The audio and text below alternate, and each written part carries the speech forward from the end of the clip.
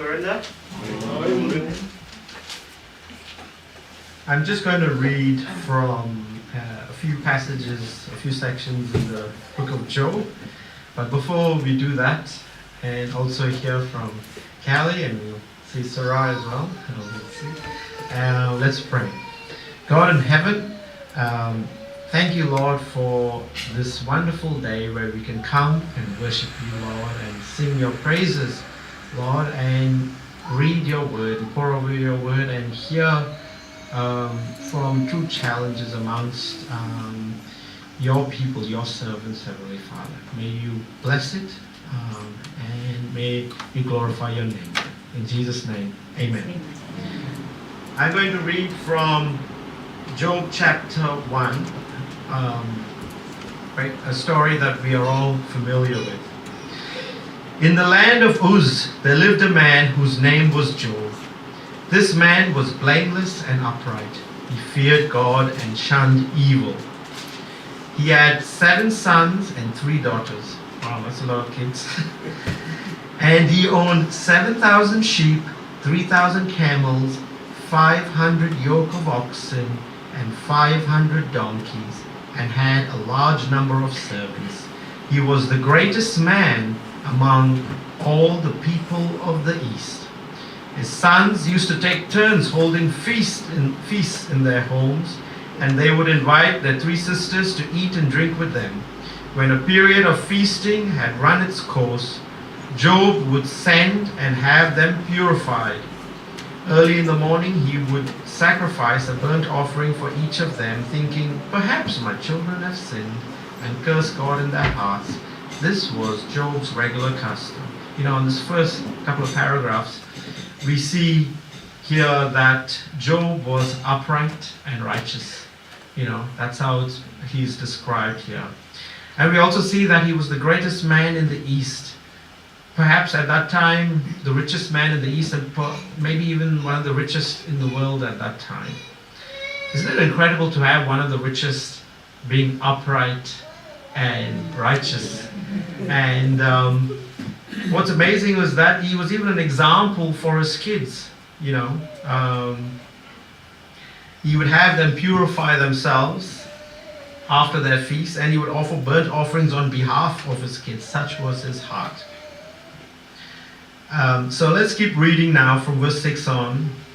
This is Job's first test. One day the angels came to present themselves before the Lord, and Satan also came with them.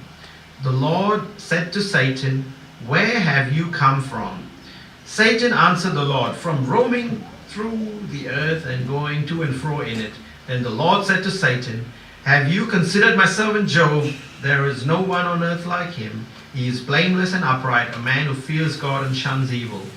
"Does Job fear God for nothing?" Satan replied. "Have you put a hedge around him and his household and everything he has?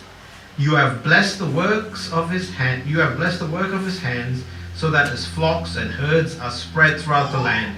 But stretch out your hand and strike everything he has, and he will surely curse you to your face." Then the Lord said to Satan, "Very well, then everything he has is in your hands, but on the man himself do not lay a finger." Then Satan went out from the presence of the Lord. One day when Job's sons and daughters were feasting and drinking wine at the oldest brother's house, a messenger came to Job and said, "The oxen were plowing and the donkeys were grazing nearby, and the sandbeans attack and carry them off. They put the servants to the sword, and I am the only one who has escaped to tell you." While he was speaking, another messenger came. The fire of God fell from the sky and burned up the sheep and the servants, and I am the only one who has escaped to tell you. So effectively, Job's lost all of his wealth in one day at that point. He lost the camels, the donkeys, the oxen, and the sheep. While he was speaking, another messenger came and said, "The Chaldeans," who effectively the Babylonians, "formed 3 raiding parties and swept down on your camels and carried them off. They put the servants to the sword, and I'm the only one who has escaped to tell you." There's the camels gone. While he was still speaking, yet another messenger came and said, "Your sons and daughters were feasting and drinking wine at the oldest brother's house, when suddenly a mighty wind swept in from the desert. and struck the four corners of the house. It collapsed on them, and they are dead. And I am the only one who has escaped to tell you." Amazing. So Job's lost all of his wealth. His 10 kids, his 7 sons and 3 daughters were all killed. So in one day he's lost his wealth and he's lost all of his children. And then this is Job's response. At this, in verse 20, at this Job got up and tore his robe and shaved his head. Then he fell to the ground in worship and said, "Naked I come from my mother's womb, and naked I shall depart. The Lord gave, and the Lord has taken away. May the name of the Lord be praised." In all this, Job did not sin by charging God with wrongdoing. Isn't that incredible? I can't imagine my 3 sons just being taken in one day. And here Job losing all his wealth, losing all of his servants except for one to come back and tell him what's happened. And he's lost 10 of his children. And then his response is to bow before God and say, "Naked I come from my mother's womb, and naked I shall depart." And Job then acknowledges everything that he had is from God. His kids, his wealth, and he acknowledges that God can also take away. Isn't that amazing? And here's Job's second test. In Job chapter 2, I'm just going to read from here just the first 10 verses. On another day, the angels came to present themselves before the Lord, and Satan also came with them to present themselves before him. And the Lord said to Satan, "Where have you come from?" Satan answered the Lord, "From roaming through the earth and going to and fro in it." Then the Lord said to Satan, "Have you considered my servant Job? There is no one on earth like him. He is blameless and upright, a man who fears God and shuns evil." This is even after the first test. "And he still maintains his integrity, though you incited me against him to ruin him without any reason." "Skin for skin," Satan replied. "A man will give you all he has for his own life. But stretch out your hand and strike his flesh and bones, and he will surely curse you to your face." Effectively torture Job. So verse 6, the Lord said to Satan, "Very well then, he is in your hands, but you must spare his life." So Satan went out from the presence of the Lord and afflicted Job with painful sores from the soles of his feet to the top of his head. Then Job took a piece of the broken pottery and scraped himself with it as he sat among the ashes. His wife said to it, "Are you still holding on to your integrity? Curse God and die." He replied, "You are talking like a foolish woman. Shall we accept good from God and not trouble?"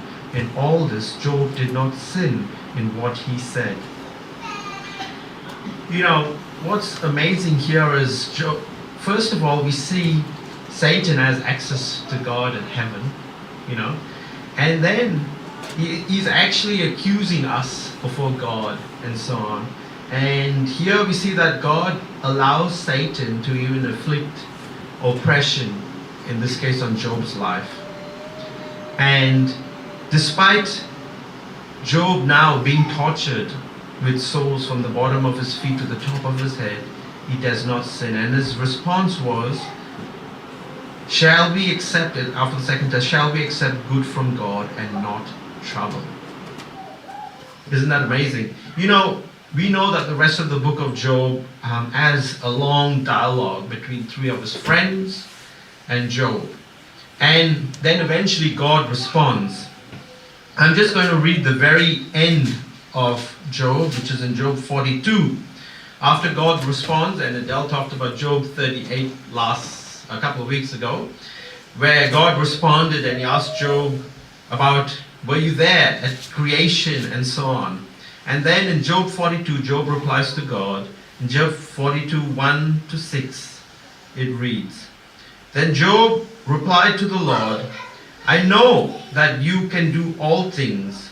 No plan of yours can be thwarted. You asked, who is this that obscures my counsel without knowledge? Surely I spoke of things I did not understand, things too wonderful for me to know. You said, listen now and I will speak. I will question you and you shall answer me. Now this was what Job says God said. And then now here is Job's response. My ears have heard of you, but now my eyes have seen you. Therefore I despise myself and repent in dust and ashes. So in the intervening time, or the time right up until this point of Job's torture, he started to question God and so on.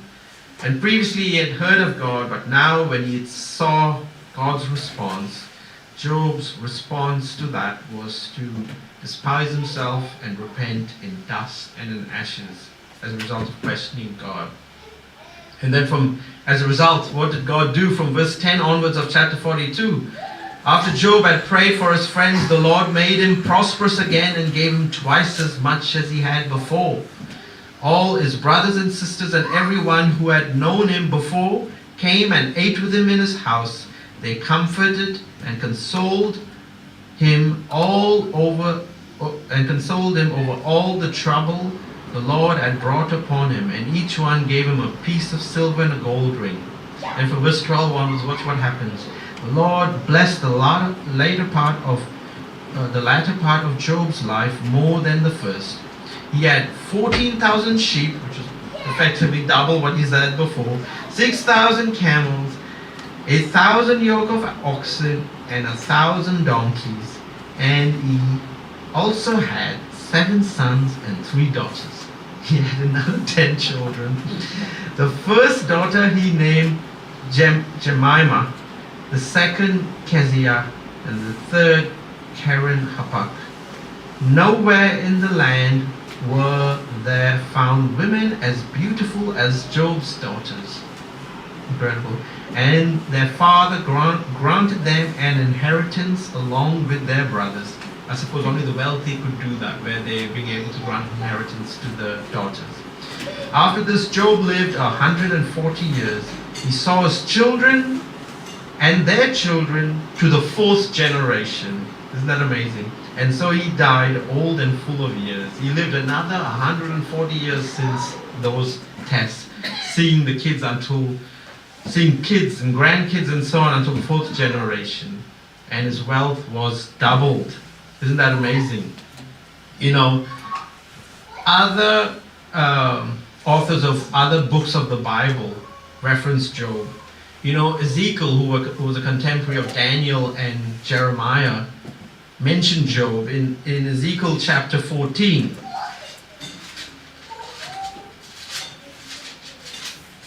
Verse 14 of Ezekiel chapter 14. Well, I'll read from verse, Ezekiel 14:14. I'll read from verse 12 actually. Then the word of the Lord came to me, Son of man, if a country sins against me by being unfaithful, and I stretch out my hand against it to cut off its food supply, and send famine upon it, and kill its men and their animals, even if these 3 men, Noah, Daniel, and Job, were in it, they could save only themselves by their righteousness, declares the sovereign Lord. Amazing here, 600 years before Christ, Ezekiel is writing about Job. You know, as I was thinking about this and talking to Adele as well, the purpose of the book of Job, you know, rabbinic tradition has that the book of Job was written perhaps even before Moses wrote the Torah down. And what's amazing is that if you think about that and what does that mean, perhaps if that, or even if it's not the very first book written, or even if it's written after the Torah, it's still one of the oldest books. And God's message to us is Job's life in his righteousness and in his perseverance in the face of severe oppression. Suggesting that, you know, that example is very important to us in our lives and in what we face. And if you go to the book of James in the New Testament, Job is also mentioned there. In James chapter 5. Now the book of James is about trials and temptations, and how we are to cope with it and so on. And lo and behold, we've got Job mentioned there as well. In James chapter 5, verse 10 and 11, it reads, "Brothers, as an example of patience in the face of suffering, take the prophets who spoke in the name of the Lord. As you know, we consider blessed those who have persevered." There's that word, persevered. "You have heard of Job's perseverance and have seen what the Lord finally brought about. The Lord is full of compassion and mercy." Job's amazing, incredible perseverance saw him pass those tests, and God blessed him twice as much and gave him another 140 years after those tests. You know, in some cases in our lives here, our blessings will be more when we go to be with the Lord in some cases. But in all of this, we need to know that the Lord is full of compassion and mercy. And remember Job's example. I think now we have a wonderful privilege to be able to hear from Kaly and Serey, and they're going to talk about, I guess, or let me preface some of that, but I leave it to them, starting from the childhood and health diagnosis and some of the challenges that they have faced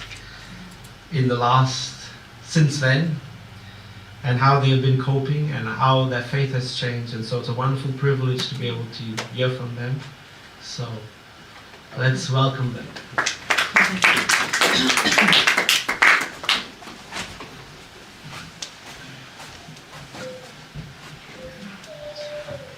Yes, first of all, I'd like to thank God for bringing me to church and to meet all brothers and sisters here. Last Tuesday, I heard Serey told her sister that my church is a godly people. And this is a godly people. I mean that our God children is we act like one. We love one another. We care for each other. That's what I mean by God people. Okay, and I also thank Lloyd and that he gave me the opportunity and my wife to come up here and give a few kind of detail about ourselves, where we've been and how we come to God and how much we love God. Okay, I don't talk about the past. I don't talk about my childhood because I don't have one. Because I am a children of war, that I don't have childhood. And if you talk about the treasure in this earth, it just come and go. I mean, when I was in Cambodia, when the war started, then 1975, I come from a very well-educated family, and the next time I know it, they say, "All right, get out of your home, go to the countryside," and I have no longer have a home. I lost my father around maybe 40 years old. So I don't have a childhood, because all the war, the bombing, the fighting, all these sort of things. So I don't have childhood to talk about.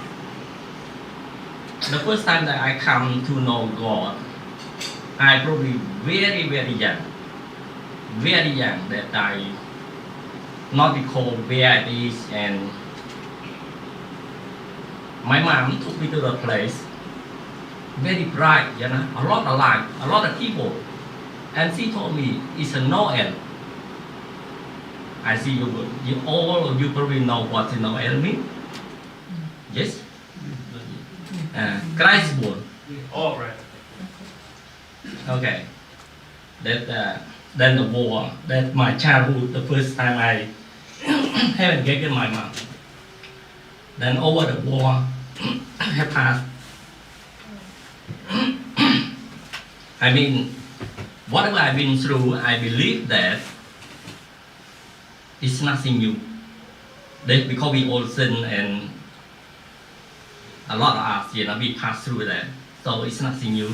And normally I say to Serey, look, I don't want to talk about the past. Because the past is very painful for me, and I ask God say to forgive your enemy. Then so I had to pass through all that. So I don't normally want to remind myself about the past because it's just too much. It's a lot. I mean, if I can open up and talk about my past, it looked like inside the dictionary that I've been everywhere. I know everything. I talking about, I know about starvation, I know how to lost in the jungle, I know how to sleep on a boat by myself, I know to run through the bullet fight and all these sort of things. So I know everything. So it's nothing new it's nothing new. I believe other people have passed before me, and I don't want to talk about the past. That is my past, how much I know about past. Okay, then I come to God. When I come to the refugee camp, I meet a lot of the missionary. So I went to Bible study a little bit. Because when we live in the camp, it's surrounded by the fence. So you have nowhere access the fence. You just be caged inside, So that to kill your time. When there's a session of the preaching and all that, then we just go there and hang out, as a crowd or listen and to all this. So when I got a chance to leave the camp and around New Zealand, I live with my sponsor.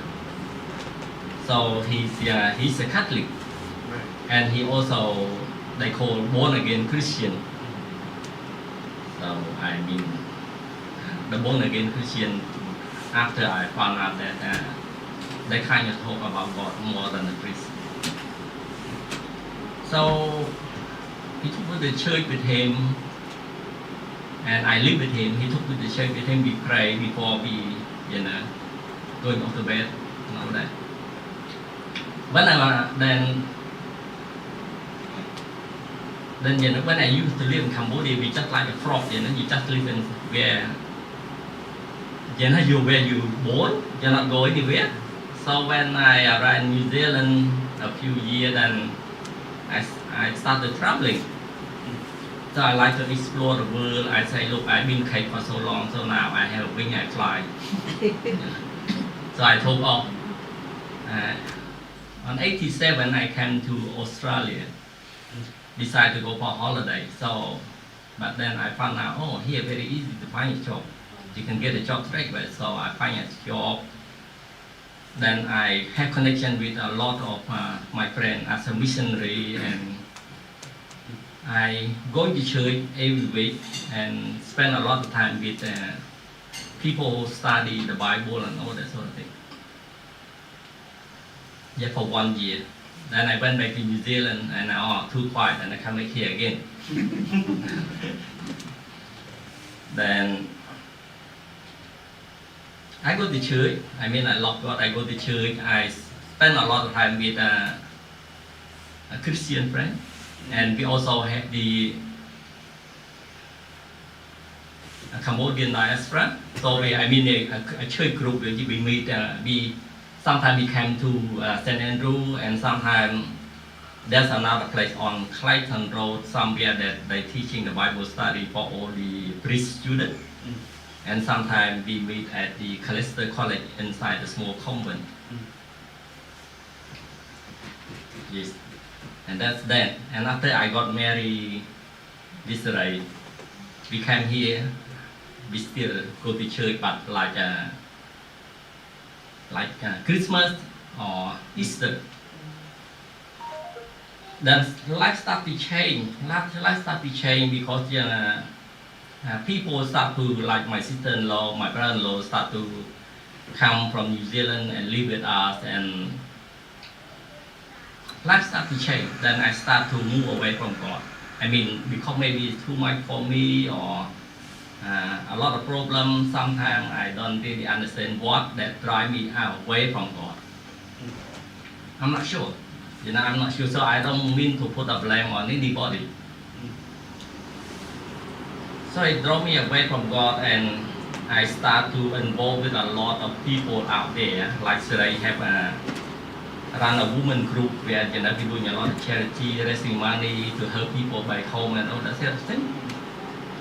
But then, in order to do that, leave all these demons say, oh, you have to work, you work. Non-stop, I almost kill myself, just work. And Serey work, and after work, had to go and do all this charity. And they all the time expect more and more, but then you don't know that inside your organization is full of demons and they were corrupted.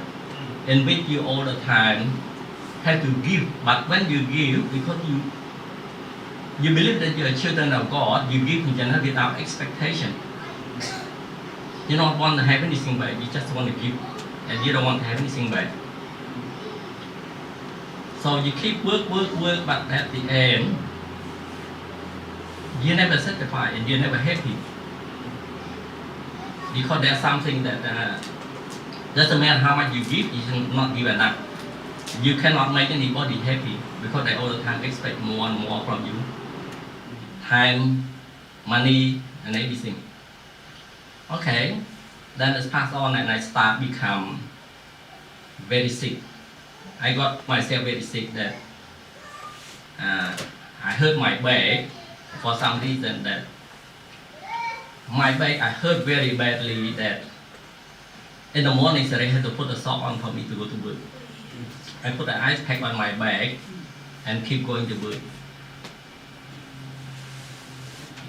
Then one day I decided to go for a walk around the block. I walk around the block after St. Andrew, and I say to God that, look, I will come back to church. That means I bargain with God, tell God, oh, heal me, then I come back to church. No, I don't bargain with God. I just say to God, look, just give me time, I come back to church.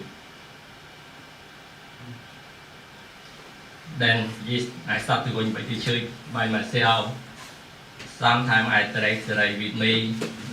Sometimes I ask Nathan come to church. Nathan say no, I believe in evolution. That's what I've been told from Nathan. So I going back to church slowly.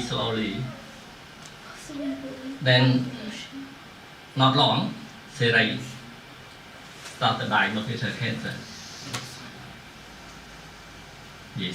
So they started diagnosed cancer. So all my world collapsed around me. In which I slept and I cried, Serey and afraid and all that. So I slept and I cried.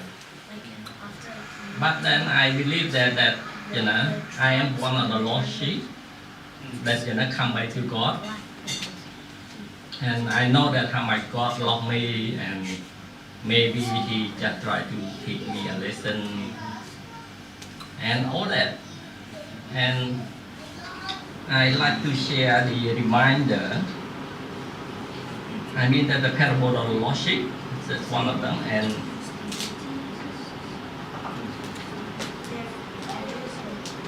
And how did you know that God loved? How did you know that God loved you? How do you know that God loves a person is a God, is a child of God?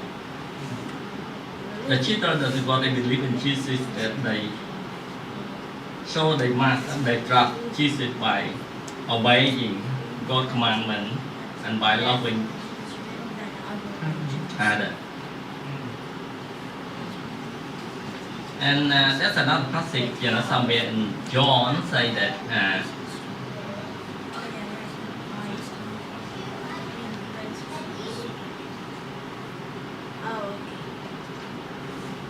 I come back to that. Yeah, so my world is collapse around me. Then Serey start to diagnose the illness and so on. And after she got baptized, yeah. So and become as a full family. And Nathan slowly, because me and Nathan Serey going to church and all that, and Nathan slowly, one day come back from uni and say, Mom, I decide to give my life to God. Wow. So we come in one full family.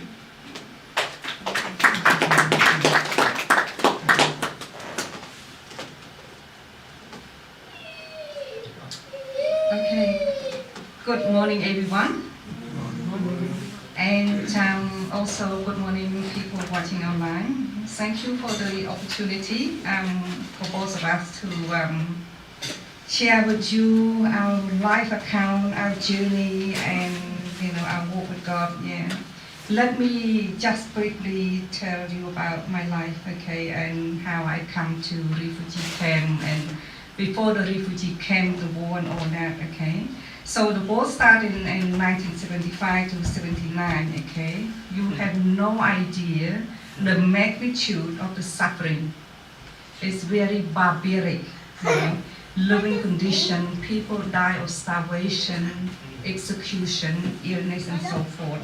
And family were never together. They separate you according to your age, according to whatever group, your age, and you don't see each other sometimes probably 1 or twice a year when they call National Day or some sort, yeah. And people, they send you to work in the rice field or forest and so forth, and people drop dead just right in front of you. Wow. And you would call, I would say, oh, comrade, brother, uncle or auntie drop dead, And they treat human life like animal. They just put a long metal hook, and then they just put the body because it's in water, what I mean? Yeah. And so, but every time I get a chance to come home, Mom always talk non-stop. Don't you ever trust Amka, that means the clear rule, whatever we teach you, kindness must stay with you, be resilient, okay? Just don't say too much and so forth, and kindness. My mom, she's one of the amazing women. Even though there's no food, sometimes she's in the hospital, my sister steal food and ran it to give to her. She would share with her neighbor. My sister gets so upset, said, Mom, did you hear the gunshot? It was shot at me because I escaped, She said, if I eat all this, it will just fill my stomach for one day. But if you share with the neighbor, they will have energy to fight another day. That's her principle. All the time, and during the war, food is very shortage. People become selfish, what I mean? They just look after themselves, their family. Mom was not like that. All the time, and every time I see her, she always remind me, be kind to your neighbor.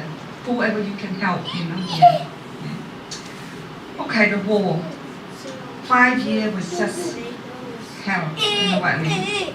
I would say hell on earth, yeah. And we used to drink when we get enough to eat, And the other thing we just concerned about being executed, because people who educated, who are living in the city, they wipe out, they clean, because their policy is by killing all educated people, they have no one is fighting against them, what I mean? They brainwash the non-educated one. Some of these comrade leader or whatever, they don't even know how to read and write. They're very illiterate. And sometimes when I was pretty good with my writing and all that, because when I was young, I was ahead of my peer, my kid at my own age.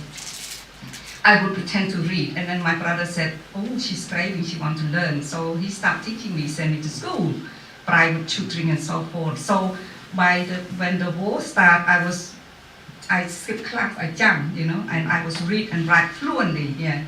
So they took me with them and to take history of people. what you used to do and such and such and such, okay? And they said, we do this because we want to reshape our country. We're going to rebuild our country. We're going to send educated people to rebuild our country. That was not the case. They execute, they send to concentration camp or some sort. And I found out, and I would tell mom, I would escape and tell mom, I said, Mom, tomorrow I will go to this village, that village, or such and such. And just spread the word, don't tell the truth, because they're going to execute those people, So when they said, oh, I used to be professor, doctor, when I write down in the singing, the history of family, I would say, okay, just selling simple singing in the market and so forth, because they don't know how to read. They will forward all that to another leader, you know what I mean, So, saying to mom, she's teaching me all that, and she said, Anka is not everything, but the way they brainwash the children, that the parents, they're nothing.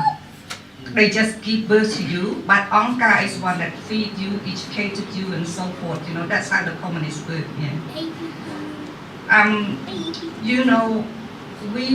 Our head were tied back 3 times to be executed.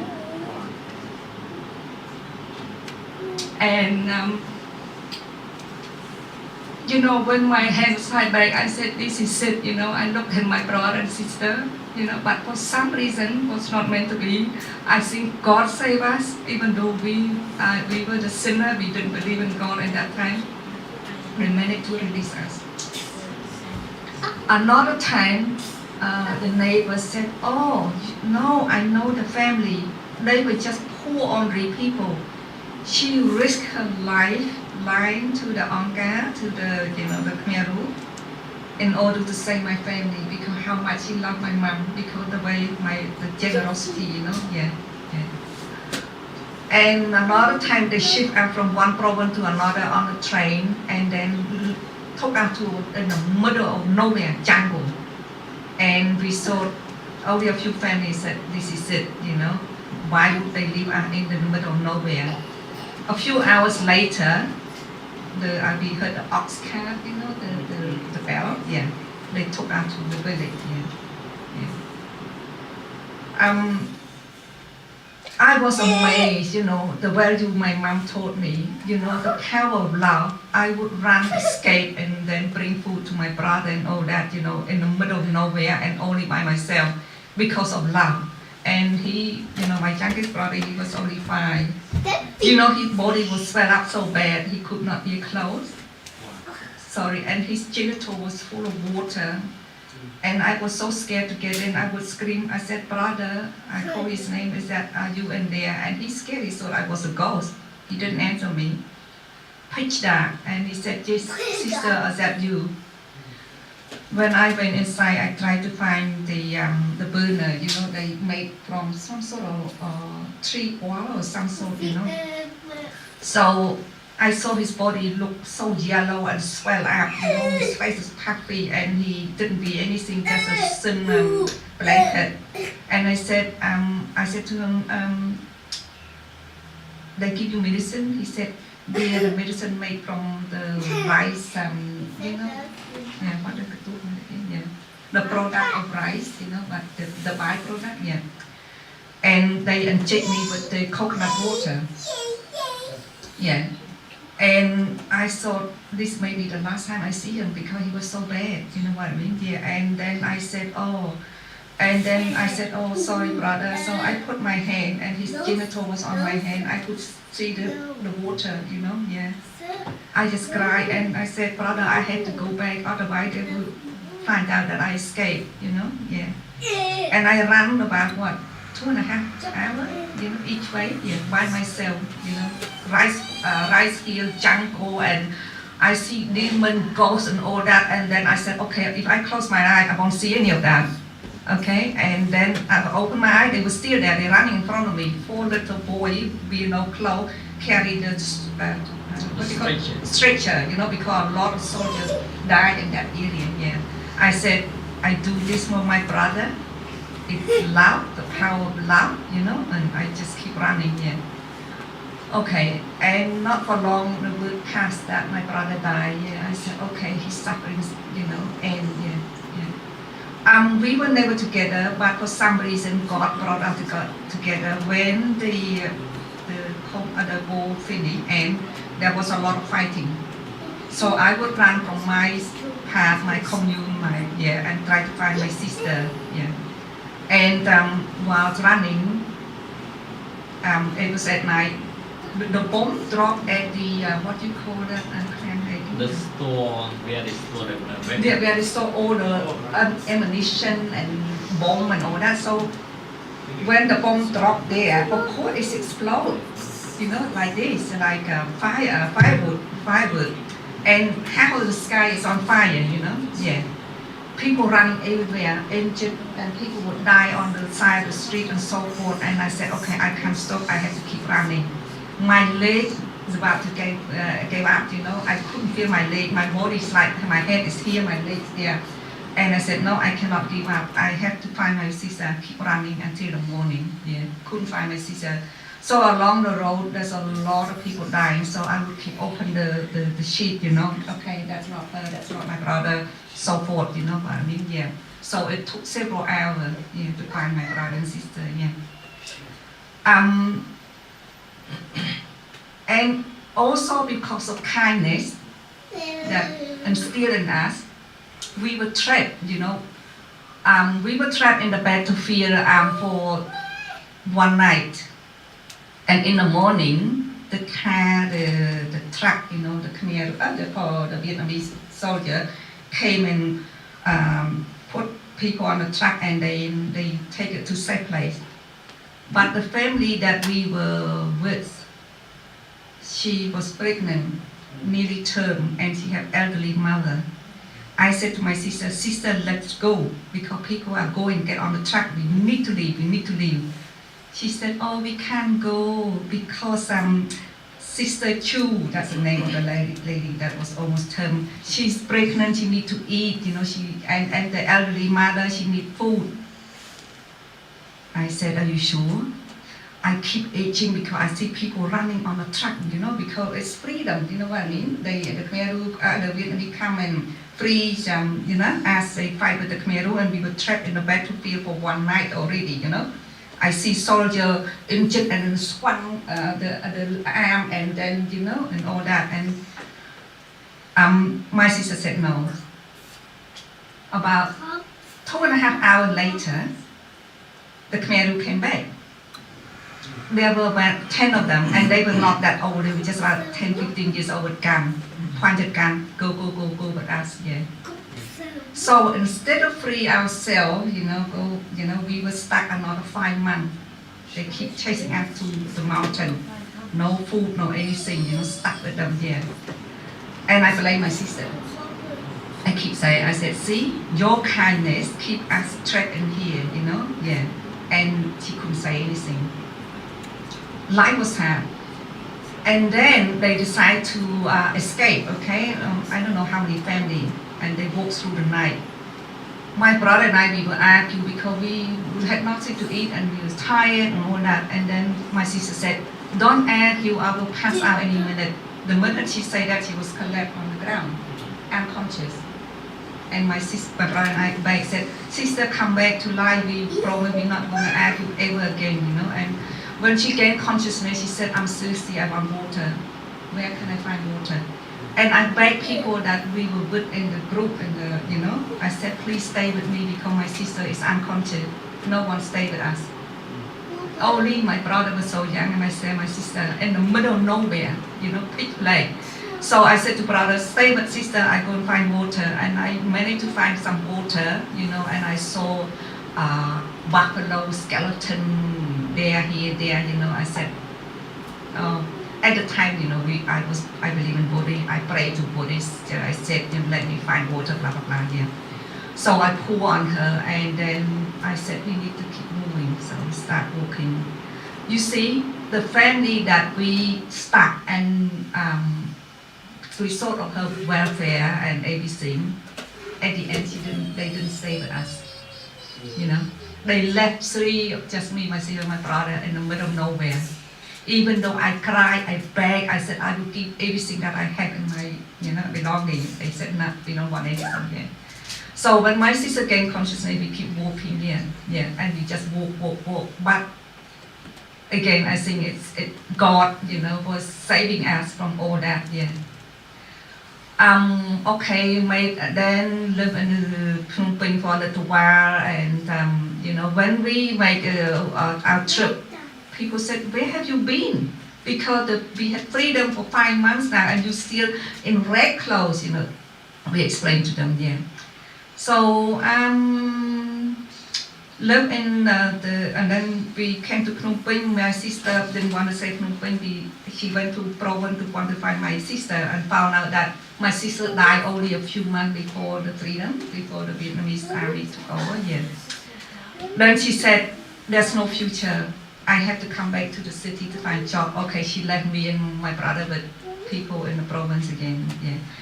And then she sent word, said, "Come back." And I was always walking, you know what I mean?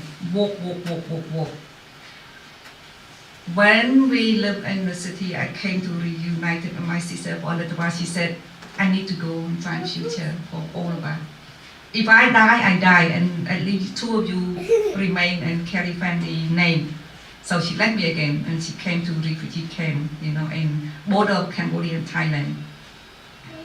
And it was tough because my brother was very rebel, he didn't have anything to eat, and he started stealing from the shop and the market and so forth. He didn't want to go to school, and and people always say, "Oh, your brother, he's a sick, blah blah blah," and I cry and I bit my tongue, and then at night time, and sometimes I grab them and said, "Come and have shower." I scrub them because they look red, they look dirty and whatever. Okay, so word sent to lady said, my sister said, "Come and united with me. I'm in a refugee camp." And she said, "Don't tell anyone, So okay, I said to my brother, "We need to go. We need to be with our sister. We have no family here in Phnom Penh, and they treat us bad anyway, like slave." And then I left with the lady. Walk again. We ride only a few kilometers and walk from the Phnom Penh to border of Thailand refugee camp. And it's tough because they still put mine, so you need to be really careful. And mines on the ground. And but they have like a guide, a person that know the way, and he take gold, And the lady that I was with, she was very generous. My sister didn't have any money, any gold, but she said to me, "If I don't find your sister, I will adopt both of you because you are amazing kids."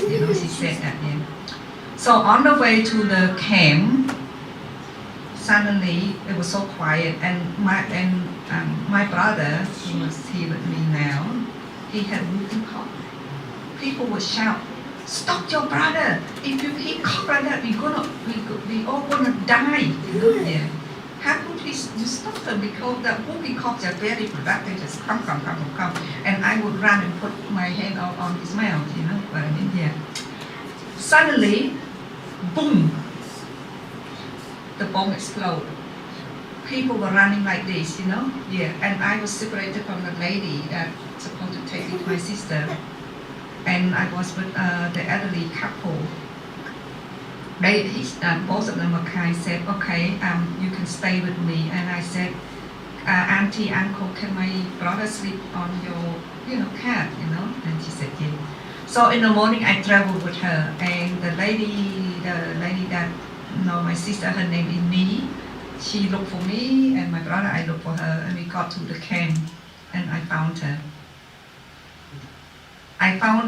But I said to my brother, "Stay, don't go anywhere." My brother is a wandering boy, excited. We see soldier cleaning gun and this and that, and then he didn't stay there. He wandered off. So when I come back to this place, I couldn't find him here. Okay, she said we stay here for 2. When I found my brother, and then we find accommodation. She bought us food and so forth. She said we stay here for 2 nights, and there's a guy to take us to the camp where your sister lived.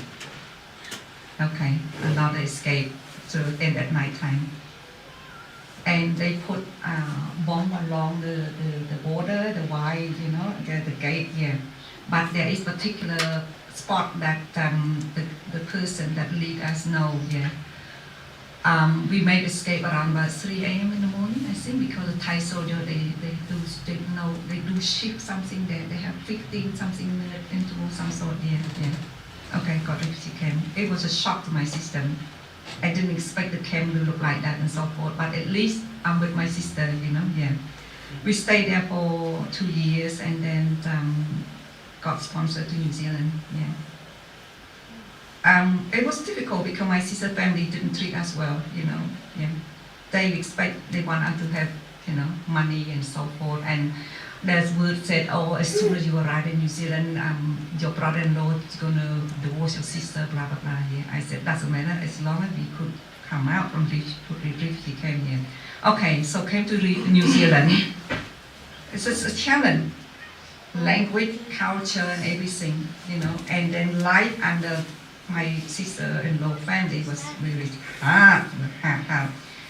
They treat me like a slave or Cinderella, never enough. And I was an honest kid, yeah. So, but it's okay. Even though it's hard, at least it's not like the war. I was not scared of being executed and so forth.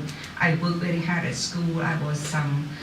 I do double the work, If they spend an hour, I would spend 3 hours on the task learning because English is not my language, you know what I mean? Yeah. So within 6 months, they did a speech competition. I raised up my hand. I said, I want to do it. My teacher said, She goes, She said, what are you going to talk about? I said, I'm going to talk, this is my life. I was a child of all. So I practice, I write. And then my auntie, she correct my grammar. And every time I practice, she just howled, cry. She said, Serey, it's unbelievable, it's like a cow. I said, Auntie, I don't even put half of the thing in there, Yeah. So we compete from class to class, and from area they have green, gold, and red. And then I won in my area, the gold. Then we did an assembly. They had to sell ticket. I could see the advertised quite well, the assembly full of people, parents and students, Yeah. Everybody was crying, and at the end they said, amazing, dear one, how could you put up, how could you go through with, such life and being so resilient, Yeah. I didn't came first, I came second because of the microphone was not, some people could not hear at the back, yeah.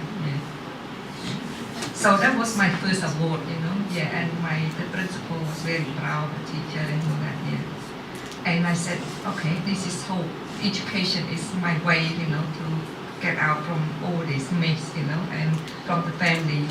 But my sister, she adored her husband, and even though they mistreat her, she would ask me to put up, do so much. 4 a.m. in the morning, I would get up and wash the nappy, the cloth nappy. And she said, don't you dare use hot water because it's expensive. And you know how cold it is in winter in New Zealand.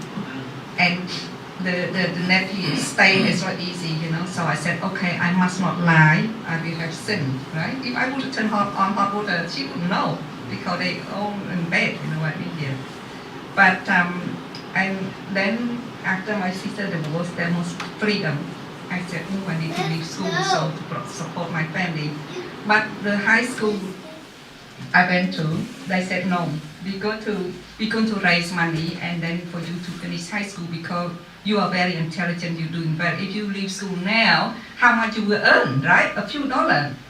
So they read my poetry, they read my speech from the primary school and all that, and they raise a lot of money. So my brother and I didn't have to pay the fee, and they buy stationery and they bought a bicycle, and I would find part-time job, and then they find a housing commission, what you call it here, it's a government, yeah, that's right, and it's a lot cheaper.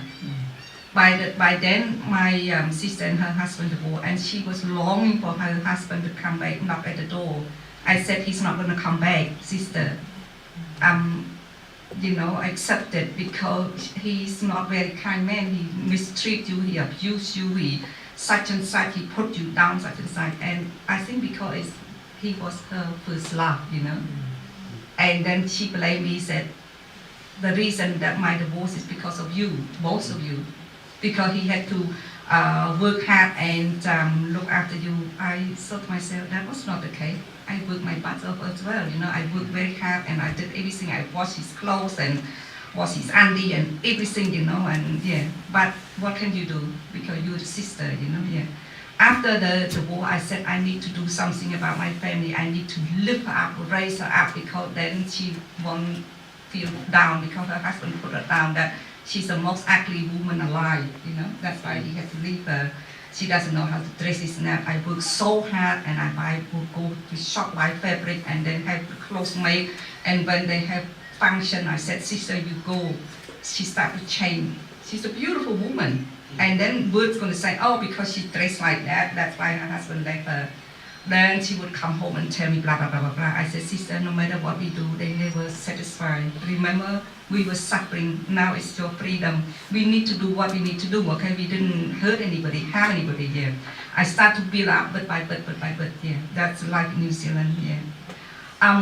By then, I start to go to Glendawi Baptist Church. I really enjoy going there. So my brother and my sister were baptized, but I was not just yet, yeah.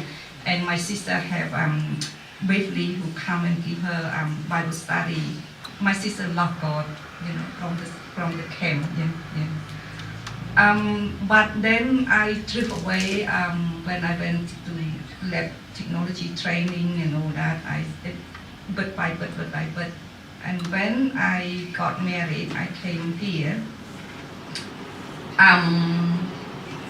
I start to have run the charity group, and a lot of them they go to temple. And I thought to myself, well, mom's body, dad's Christian, so maybe one of us had to be Buddhist, just to carry on, which is so very silly of me. Yeah. But as Kaly said, work.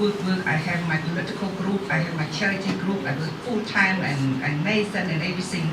There was no time left for me at all. But I like to do that because I need to carry on my mom legacy. She's a very giving person and she teach me all the time to give. I said, as I grow up, I haven't get a chance to pay my respect to mom. So this is what I can do, give it back to the poor.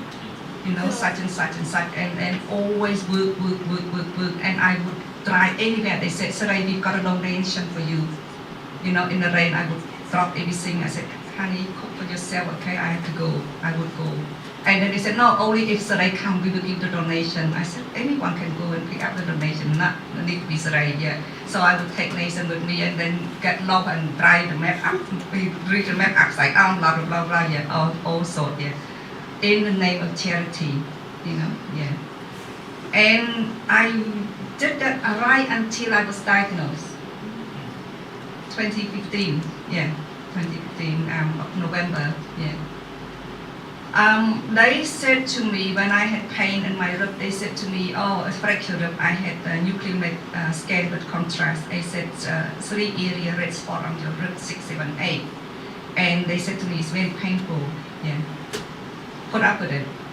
And I asked people, they said, okay, 1 rib takes 3 months, so 3 take 9 months. I was counting the months. But then it was not the case. It spread everywhere in my body. I could not do my shoelace, I could not bend, I sleep vertical and with heat pack.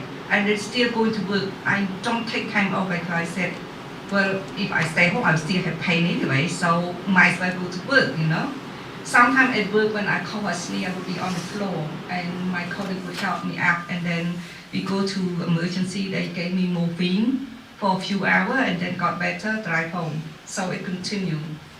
But one of my colleagues said, Serey, I'm concerned because you're in a lot of pain. Why don't you see my GP? I took her advice. I went to see the GP said, I'm quite concerned, Serey. Why don't I send you to CT scan? I was Saturday and that imaging in Springvale, they closed at 12:30.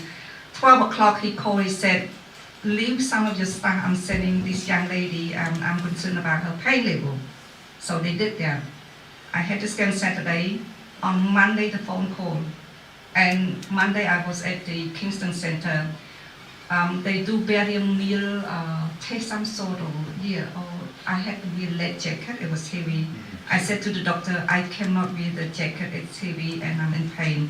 He said, in that case, why don't you stay in another room, just leave the door open a little bit so you can still talk, she can still hear you. So when that session finished, the phone call came from GP, said, the GP need to see you to come and get a letter. I knew immediately was something's not normal, And I said, oh, can I finish the day's work? She said, it's not important anymore, Serey, just come. Yeah.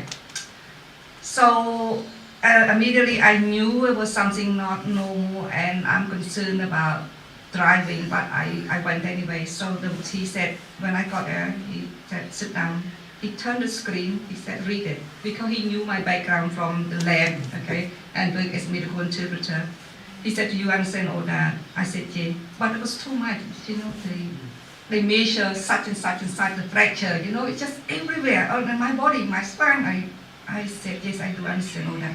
He said, okay, what you need to do is get this letter, take this letter to ED, and they will manage your diagnosis, your pain from there onward, your treatment from there onward. I called my manager, I was in tears, and he said, oh, sorry, I'm so sorry. He said, do what you need to do, keep me posted. I got home, I called my sister, because I knew I couldn't leave the car in ED emergency, so she came and took me there. By the time I got to ED, I couldn't walk, the pain was just worse of the worst, So they admit me, they give me pain killer and so forth. They said, okay, someone will call you and then we'll talk about treatment clinic and so forth. Couldn't wait. 2 days after I went back, and then they admit me. When I was admitted, I was already dead, 95%, because they took the, the bone marrow aspirate, And the boss of the department, Dr. Stephen Opiate said, Serey, 1 meal of your bone marrow contains 95% of myeloma cell. And when they have family meeting, they prepared my family that we could lose Serey any week, any day, because sometimes they have family meeting.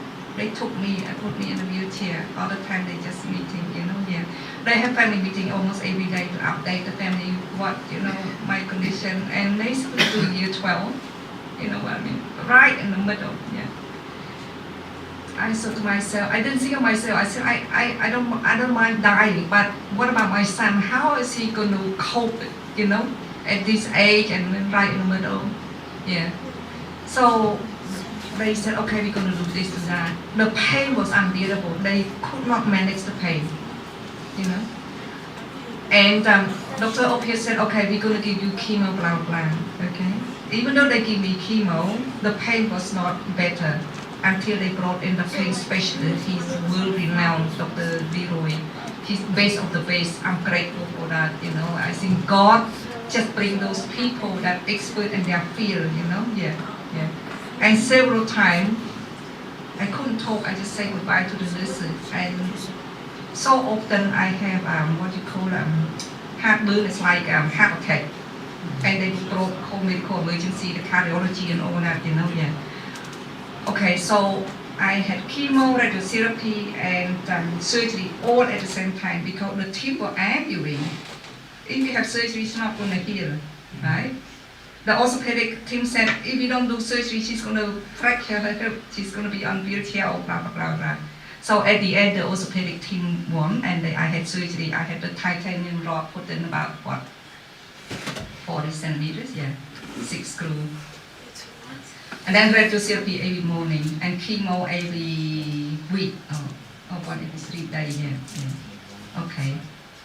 Several months and came home, and then after a little while, I still have an appointment. They said, you need to have stem cell transplant at the outlet. Bring it on because I want to live my son, Stem cell transplant is another thing. It's almost took my life. Really hard. You're not able to eat, drink, diarrhea, vomiting all the time. You're not able to eat home cooked food. They have you at You have to eat the hospital food, and you have to be in a secluded place because they don't want any germ, there. And I want to kill myself because it was so hard. I was so weak, I could even pull blanket to cover myself, Kaly was so stressed out. He was still working. I was not able to see my son, and all that. And I thought, I was there for a week, wasn't I? Yeah.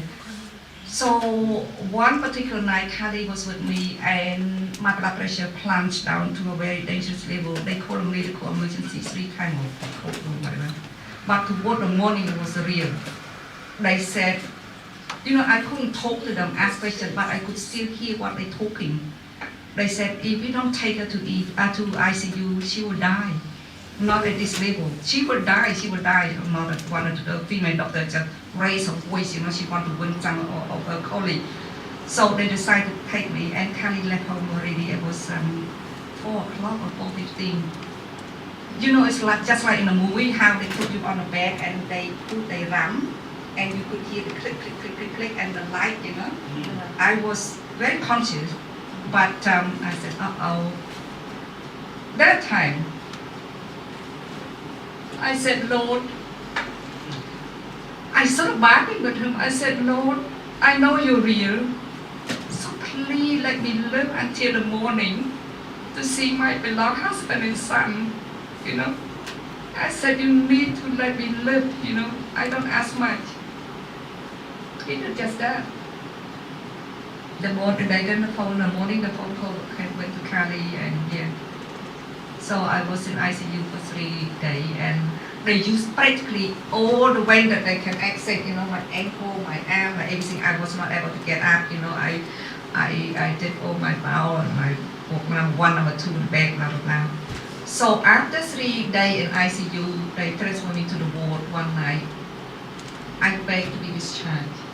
They said, no, you were very sick. I said, no, I'm better because I can't sleep. Because they did not put me in a single room anymore. I was sharing the room with another gentleman.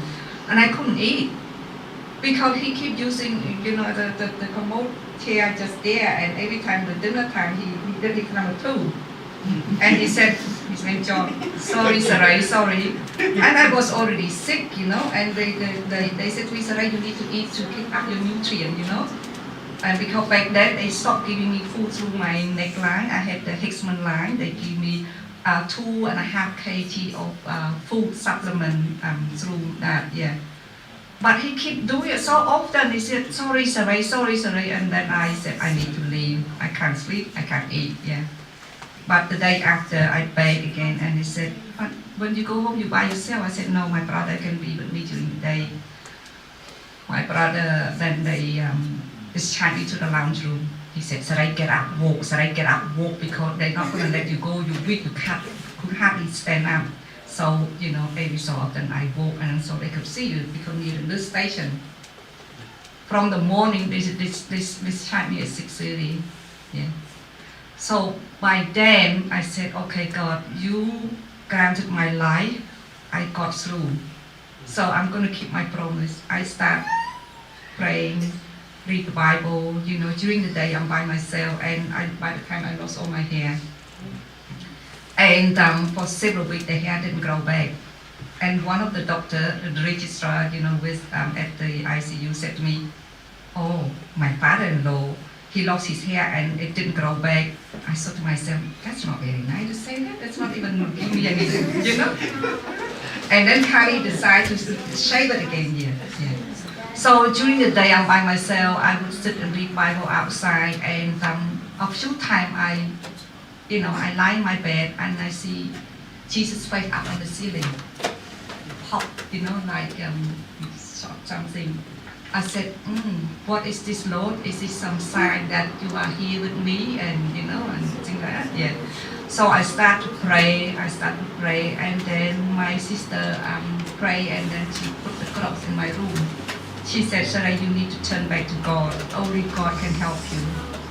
Then I start to baptize, at the, and they were here in church where my auntie, Then we start going to St. Andrew Church with Kaly, and I said to him, it's too too early. He said, no, I like that because it's make the day longer. I can do lots of things, you know. Yeah, that's him. That's him. You know, because somehow I start go to sleep, right? Yeah. But we were lonely. We tried to put in by joining when they have function, dinner, and so forth, and he even donate his time. But we were still lonely, you know what I mean? Just and I feel so sad. And I said, I need to find church that I can put in and feel like family, like when I was in New Zealand, you know, until the day that I knocked at the door and never regret. I should have done that a long time ago. So what I like to wrap up that I have been given second chance so many times, you know, to life, and I cannot count, you know, countless times. The time that I wanted to take my own life in New Zealand, I walk into the sea where the water up to here, and I go deeper, and I thought to myself, why do it now? During the war, you love life, you eat anything, you try to hang on to dear life, okay? And back in 2017, and you know, and during the war when they tied our hands for us to be executed and all that, So. And last year when I was very sick, I had doubt, you know, and I begged God, said, Lord, I need to go, take me the suffering too much, when that mess, you know, appeared on my shoulder. But it was Mason. He said, Mom, you said to me you love God, you trust God. I said, yes, son, with all my heart, with all my might, with every being, with everything, you have no word. I cannot explain. And he said, if you trust God, you love him, you have to trust him, even though he doesn't answer your prayer, but you know that he walks with you through whatever, Mom. Every day after you leave, he will come and sit with me. Nathan and I are very close. We are best friends, you know what I mean? He tell me anything, everything, because when he was young, I used to say to him, I don't want only to be your mother, but I want to be your friend. He said, Mom, best friend? I said, yes. And then when he talked too much about his friend, I said, I don't want to hear all that about his son. He said, no, Mom, you are best friend, and you know what best friend means. You need to hear anything that I need to share with you. So that's what he's like, you know. So saying to him, he reminded me to love God, to trust God, remove all doubt, Mom, remove all doubt. And when I don't understand anything, I would go and ask him, you know. And he installs things on my app, and I can find questions, I can find answers, and so forth. And I've been praying, you know, for Nathan for 2 years, for him to give his life to God. And I told my friend at the Monash Health, she's a pharmacist, I said, Shirley, I've been praying, nothing happened. She said to me, Serey, be patient in God's timing. And like Kaly said, one day he came home, he said, Mom, I want to give my life to God.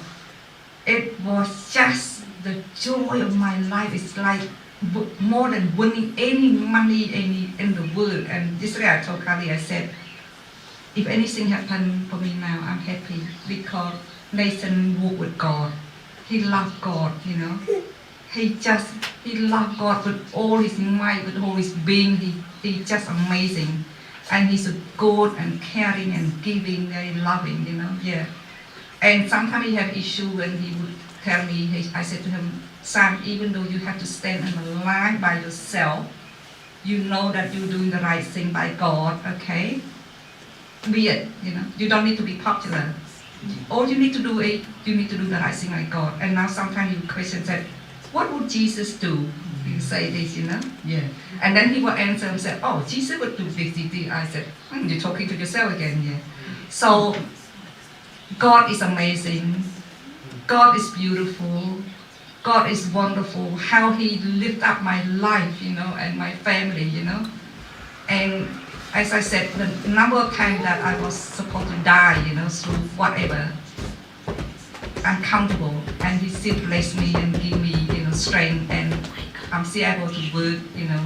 A lot of people in my condition, my nurse from palliative care team said, they don't even do a few hours a week, you know. They don't even work, let alone you, and they don't even have treatment. I said, I need to work. I don't know how not to work because I was always working, you know, from a very young age, you know, and I'm the middle one in the family. But in terms of decision making, everything when we were young, you know, in New Zealand, that it was me running around, do everything, you know, this, that. So anything goes wrong, I get blamed as well. Yeah. My brother doesn't do half of what I've done, and he was always right.